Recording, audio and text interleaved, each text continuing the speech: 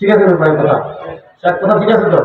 Primary স্কুলের টাকা হয় আমাদের ট্যাক্সের টাকায়, বেতন হয়, বিল্ডিং হয় আমাদের টাকায়, বই চাপে আমাদের টাকায়, কারেন্টের বিল হয় আমাদের টাকায়, শিক্ষক, এরপরে হলো আপনার মেহমানদারি বা যত আয়োজন হয় সব হয় আমাদের টাকায়। এটা একটা মুসলমানদের দেশ, এখানে 92% মুসলিম।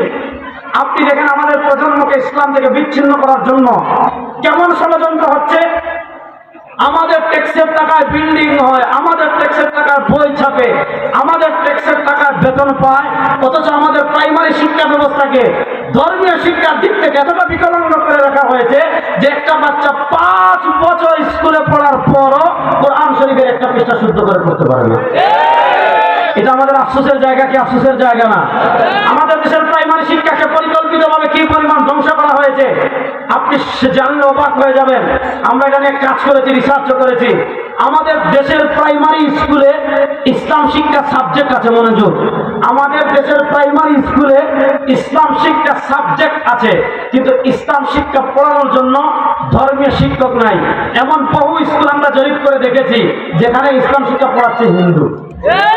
আচ্ছা, আপনারা বলেন হিন্দু ইসলাম শিক্ষা কি পড়াবে? এজন্য বাংলাদেশে আমাদের যারা আগামীতে রাষ্ট্র ক্ষমতায় আসবেন তাদের কাছে আমাদের অনেকগুলো দাবি আছে, আমাদের মুসলমানদের অনেকগুলো দাবি আছে। আমরা যেই দল করি, কিন্তু আগেই বলেছি আমাদের সবচেয়ে বড় পরিচয় মুসলমান।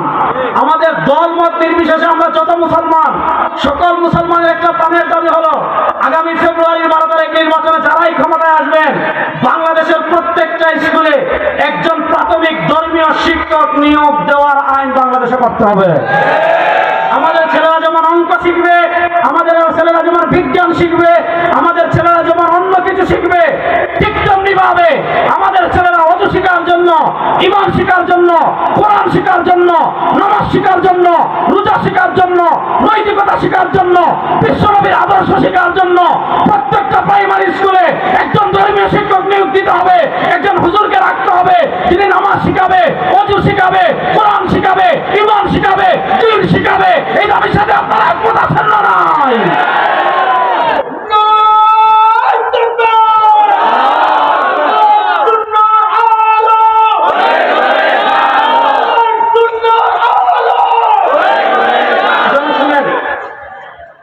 পৃথিবীতে ইসলামের দুশ্মনেরা সবচেয়ে বেশি টার্গেট করে বাচ্চাদেরকে যাতে কোরআন শিক্ষা থেকে দূরে সরে রাখা যায়। এই জন্য আল্লাহ রাসূল সাল্লাল্লাহু আলাইহি ওয়াসাল্লাম কি বলেছেন? মনোযোগ। কুল্লু মাউলুদিন ইউলাদু আলাল ফিতরা ফাআবাহু ইউহাব্বিদানি আও ইউনাসসিরানি আও ইউমাজ্জিসানি। প্রত্যেক বাচ্চা যখন ছোট থাকে তখন তার মেমোরি একদম খালি। এখন ছোটবেলায় আপনি তার মাথায় যদি হিন্দুত্ববাদ দেন, এটা বড় হয় হিন্দু হবে। ছোটবেলায় যদি আপনি তাকে ইহুদিবাদ শিখান, এটা বড় হয়ে ইহুদি হবে। ছোটবেলায় তাকে যদি খ্রিস্টাবাদ শিখান, এটা বড় হয়ে খ্রিস্টান হবে। আর ছোটবেলায় যদি আপনি তার মাথায় ইসলাম দিতে পারেন, তাহলে এটা বড় হয়ে যত বড় ডাক্তার হোক, যত বড় বিজ্ঞানী হোক, যত বড় রাজনীতিবিদ হোক, যত বড় তোমার যাই হোক না কেন, ছোটবেলায় ইসলাম শিখার কারণে ইসলামের সাথে, কোরআনের সাথে তার মৌলিক সম্পর্ক থাকবে কি থাকবে না? এজন্য শুনেন, আমি আপনাদেরকে হাতে ধরে বলে, পায়ে ধরে একটা কথা বলে যাই। পুরো পৃথিবীতে মুসলমানরা পিছিয়ে পড়ার সবচেয়ে বড় কারণ হলো আজকে সারা মুসলমান আমরা কোরআন থেকে দূরে সরে গিয়েছি। এই যে বাংলাদেশের লক্ষ লক্ষ লক্ষ লক্ষ যুবক তারুণ্য গড়ে উঠতেছে, বিশ্বাস করেন, তো কষ্ট নিয়ে কথাটা বলতেছি। এই এখানে যে হাজার হাজার অনেক তারুণ্য আছেন, এখানে যাতে 200 জনকে দাঁড়িয়ে বলেন যে আপনি কোরআনুল কারীমের একটা সূরা শুদ্ধ করে পড়েন, দেখবেন যে তার কোরআনুল কারীমের সূরা ফাতিহাটা পড়তেছে এই পরিমাণ ভুল যে নামাজটাই হচ্ছে না, এই পরিমাণ অশুদ্ধ যে নামাজটাই হচ্ছে না, কোরআনুল কারীমের একটা পৃষ্ঠা শুদ্ধ করে পড়তে পারতেছে না। এই প্রজন্ম এরকম কেন গড়ে উঠছে যে কোরআনুল কারীমের একটা পৃষ্ঠা শুদ্ধ করে পড়তে পারছে না? এই প্রজন্ম এইভাবে এজন্য গড়ে উঠছে কারণ আমাদের শিক্ষা ব্যবস্থা এরকম ধ্বংস করে দেওয়া হয়েছে যে ছোটবেলা সে মক্তবে যায় নাই, ছোটবেলা সে নুরানিতে যায় নাই, ছোটবেলা সে মাদ্রাসায় যায় নাই। নুরানি মক্তব মাদ্রাসায় না যাওয়ার কারণে প্রাইমারি স্কুল থেকে ওইদিকে গিয়েছে, যার কারণে সে আর বিশুদ্ধ শিক্ষাটা শিখতে পারে। শুনেন, আমি কখনো বলি না যে আপনার ছেলেকে আমার মতো আলেম বানান, আমি কখনো বলবো না যে পুরা মৌলানা বানান। হ্যাঁ, আপনি যদি ভালো মনে করেন আপনার ছেলেকে হুজুর বানাবেন, আলেম বানাবেন, সেটা ভিন্ন আলাপ। কিন্তু আমি আপনাকে বলবো না যে আপনার ছেলেকে আলেম বানান। কেন এটা বলি? বাংলাদেশে আলহামদুলিল্লাহ এখন যে পরিমাণ আলেম আছেন, আলহামদুলিল্লাহ বাংলাদেশে এখন যে পরিমাণ মৌলানা আছেন, আগামী 10-15 বছর নতুন কোনো আলেম না হলে আশা করি বাংলাদেশে আলেমের সংকট পড়বে না ইনশাআল্লাহ। আপনার ছেলে ডাক্তার হবে, হ্যাঁ আমিও চাই বড় ডাক্তার হোক। আপনার ছেলে বড় বিজ্ঞানী বানাবেন, আমিও চাই বড় বিজ্ঞানী হোক। আপনার ছেলে বড় ইঞ্জিনিয়ার হবে, আমিও চাই। আমি এটা আমাদের মুসলমান ছেলেরা বড় বিজ্ঞানী হোক, বড় ডাক্তার হোক, বড় ইঞ্জিনিয়ার হোক, জ্ঞান বিজ্ঞানে সবাই এগিয়ে যাক, পৃথিবীর বিভিন্ন জায়গায় যাক, বিসিএস ক্যাডার হোক, ব্যারিস্টার হোক, জজ হোক, আমাদের মুসলমানের বাচ্চারা সব জায়গায় যাক, এটা আমিও চাই। সবাই আমাদের মতো হুজুর থাকলে দেশ চলবে না। সবাই আমাদের মতো দেশ হুজুর হলে বিচার চলবে না। সবাই আমাদের মতো হুজুর হলে পৃথিবী আগাবে না। একদল আলেম হবেন যারা মানুষের মৌলিক দ্বীনি শিক্ষা চাহিদাটা পূরণ করবেন, বাকিরা বিভিন্ন পেশায় যাবে, বিভিন্ন কাজ করবে। আচ্ছা বলেন, আপনার ছেলে যদি বিজ্ঞানী বানাতে চান, আপনার ছেলেকে যদি ইঞ্জিনিয়ার বানাতে চান, আপনার ছেলেকে যদি ডাক্তার বানাতে চান, আপনার ছেলেকে যদি জজ ব্যারিস্টার উকিল যাই বানাতে চান, এগুলা বানাতে গিয়ে ইসলাম সাথে রাখবেন না বাদ দিবেন? বলেন, এগুলার সাথে ইসলাম রাখার দরকার আছে না নাই? একটু জুড়ে বলেন, এগুলার সাথে ইসলাম রাখার দরকার আছে না নাই? আরেকটা জুড়ে বলেন, এগুলার সাথে ইসলাম রাখার দরকার আছে না নাই? এজন্য আমি আপনাদের কাছে অনুরোধ করবো, এই যে তালিমুল কুরআন মুসলিমা মাদ্রাসা আপনার এলাকার জন্য একটা রহমত। এই মাদ্রাসায় নুরানি বিভাগ আছে না নাই? বলেন, নুরানি বিভাগ আছে না নাই? আপনার ছেলেকে যদি আপনি পুরো মাদ্রাসায় পড়াতে না চান, আপনার বাচ্চার বয়স যখন হবে 5 বছর, আপনি স্কুলে দিতে চাচ্ছেন, 1টা বছর করে দেন। আপনার বাচ্চার বয়স হয়েছে 6 বছর, আপনি স্কুলে দিতে চাচ্ছেন, আল্লাহ পায়ে ধরে বলে 1টা বছর করে দেবেন। আপনি যেই সময় স্কুলে দিতে চাচ্ছেন ঠিক 1টা বছর পর থেকে আপনি স্কুলে দেন। 1টা বছর কি করবেন? অনেক কষ্ট যদিও হয়, 1টা বছর কষ্ট করে ছেলেটাকে নুরানিতে দিবেন। এই যে তালিমুল কুরআন ওয়াস সুন্নাহ, এই মাদ্রাসা নুরানি বিভাগ 1টা বছর দিবেন।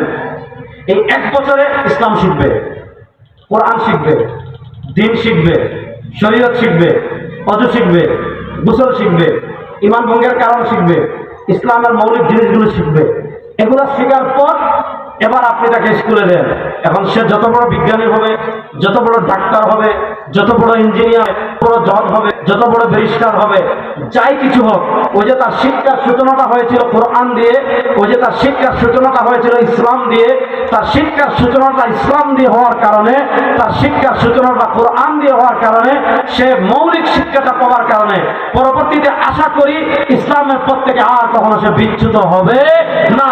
আর সূচনাটাই যদি গলত হয়ে যায়, তাহলে পরবর্তীতে ইসলামের পক্ষে ফিরে আসা এটা অনেক কঠিন। এজন্য আমি আপনাদের মাদ্রাসায় আপনারা অনেক দান করেন, আলহামদুলিল্লাহ। আমি আপনাদের কাছে টাকাও চাচ্ছি না, আমি আপনাদের কাছে পয়সাও চাচ্ছি না, আমি আপনাদের কাছে আমাদের হৃদয়ের আকুতিটা পেশ করতে চাই। আমাদের আগামী প্রজন্মকে আমরা জাহান্নাম থেকে বাঁচাতে চাই, আমাদের আগামী প্রজন্মকে আমরা জাহান্নামে পড়ে যাওয়া থেকে বাঁচাতে চাই, আমাদের আগামী প্রজন্মকে আমরা শয়তানের পথ থেকে বাঁচাতে চাই, আমাদের আগামী প্রজন্মকে আমরা জান্নাতের পথে তুলে দিতে চাই, আমাদের আগামী প্রজন্মকে আমরা আদর্শের পথে তুলে দিতে চাই।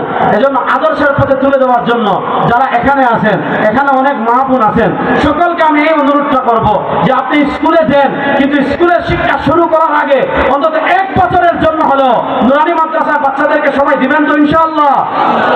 দেখি কারা কারা ওয়াদা করবেন, একটু হাত তুলে দেখেন তো। আল্লাহ তাআলা আমাদের সবাইকে কবুল করুন, সবাই বলে না আমি। এই সকল মাদ্রাসার সবচেয়ে গুরুত্বপূর্ণ হলো বাচ্চাদেরকে দেওয়া। 2 নম্বর শুনেন, একটা কথা বলি, আমাদের বাংলাদেশের রাজস্ব খাতের সবচেয়ে বড় ব্যয় হয় কোথায়? ক্যান্টনমেন্টের পিছনে। সামরিক খাতে বাংলাদেশের বাজেটের সবচেয়ে বড় ব্যয়। আপনি আমাকে বলতে পারেন, হুজুর বাংলাদেশে তো কোনো যুদ্ধ হয় না, সেই 71 একবার পাকিস্তানের বিরুদ্ধে যুদ্ধ করে স্বাধীন হয়েছি, এরপর তো ওই রকম বড় যুদ্ধ হয় নাই। তাহলে যুদ্ধ না হওয়ার পরও কেন সামরিক খাতে সবচেয়ে বেশি ব্যয় করা হয়? কারণ একটাই, যেই দেশের সেনাবাহিনী যত শক্তিশালী হবে, যেই দেশের ক্যান্টনমেন্ট যত শক্তিশালী হবে, ওই দেশের মানচিত্র এবং স্বাধীনতা তত নিরাপদ থাকবে। আর যেই দেশের সেনাবাহিনী এবং ক্যান্টনমেন্ট যত দুর্বল হবে, ওই দেশের স্বাধীনতা এবং মানচিত্র তত নিরাপদ থাকবে। রাষ্ট্রের জন্য ক্যান্টনমেন্ট গুরুত্ব। আমি বলি, ক্যান্টনমেন্ট শক্তিশালী হলে যেমন রাষ্ট্র নিরাপদ, ঠিক তেমনি ভাবে ইসলামের ক্যান্টনমেন্ট হলো এই মাদ্রাসাগুলো। এই মাদ্রাসা যত শক্তিশালী হবে, বাংলাদেশের ইসলাম তত শক্তিশালী হবে ইনশাআল্লাহ। সুতরাং এ সকল মাদ্রাসায় আমাদের সহযোগিতা করার প্রয়োজন আছে না নাই? সবাই বলেন আমরা সকল মাদ্রাসায় সহযোগিতা সবাই করবো তো ইনশাআল্লাহ। আমাদের সন্তানদেরকে দিয়ে, আমাদের বাচ্চাদেরকে দিয়ে সব ধরনের টাকা পয়সা, পরামর্শ, মেধা সব কিছু উজাড় করে আমরা সকল মাদ্রাসার পাশে দাঁড়াবো তো ইনশাআল্লাহ। আল্লাহ তাআলা আমাদের বাচ্চাদেরকে দিন শেখানোর তৌফিক দান করেন। আল্লাহ তাআলা আমাদের সবাইকে কোরআন শিখে কোরআন অনুযায়ী জীবন সাজানোর তৌফিক দান করেন। আল্লাহ তাআলা ঈমান নিয়ে কবরে যাওয়ার তৌফিক আমাদের সবাইকে দান করেন। আল্লাহ তাআলা যে কথাগুলো বললাম আমাকে আপনাকে সবাইকে আমল করার তৌফিক দান করেন। ইন আসাবতু ফামিনাল্লাহ ওয়া ইন আখতাতু ফামিন্নী ওয়া মিনাশ শাইতান। সুবহানাকাল্লাহুম্মা বিহামদিকা আশহাদু আল্লা ইলাহা ইল্লা আনতা আস্তাগফিরুকা ওয়া আতুবু ইলাইক। আমরা সবাই একবার দুরূদ শরীফ পড়ি।